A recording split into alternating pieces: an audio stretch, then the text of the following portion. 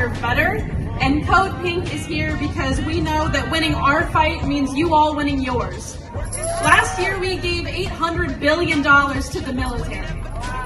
$800 billion for the military, and we have nothing even close to universal health care.